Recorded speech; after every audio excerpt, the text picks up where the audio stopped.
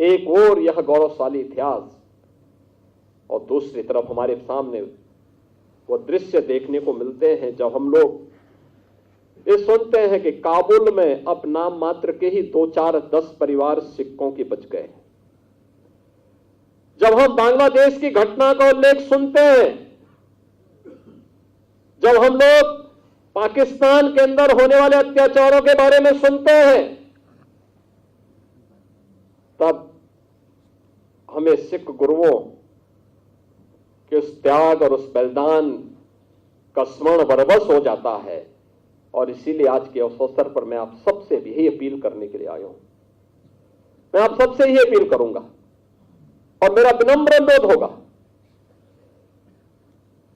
किससे बढ़कर के हिंदुस्तान के लिए,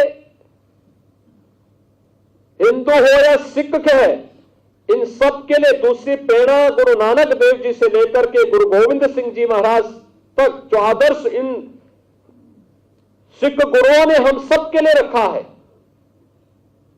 वही हम सबको आगे बढ़ने के लिए एक नई ऊर्जा देगा। उन्हीं का आशीर्वाद हम सबकी प्रेरणा है और उस प्रेरणा से जब हम लोग आगे बढ़ेंगे तब काबुल होने से बच पाएंगे, तब बांग्लादेश होने से बच पाएंगे, तब किसी ननकाना साहब के लिए हमें आंदोलन या संघर्ष करने की नौबत नहीं आएगी, बल्कि स्वतःस्फूर्त भाव के साथ वो हम सबको प्राप्त होगा। और इसीलिए आज हम सबको अपने मित्र और शत्रु को सही तरीके से पहचानने की ताकत हम सबको प्राप्त हो, इसके लिए हम लोग गुरु महाराज से प्रार्थना करें, ये ताकत वे हमें दें।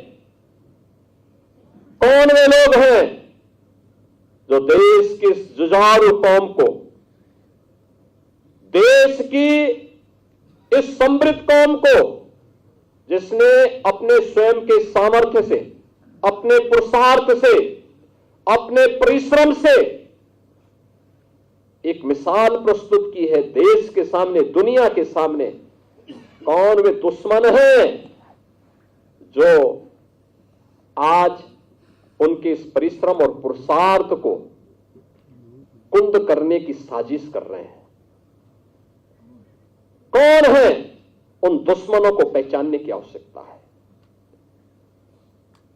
कभी भारत की फौज में हमारा सिख एक बड़ी संख्या में जाकर के भारत की सुरक्षा के लिए अपने आप को समर्पित करता था।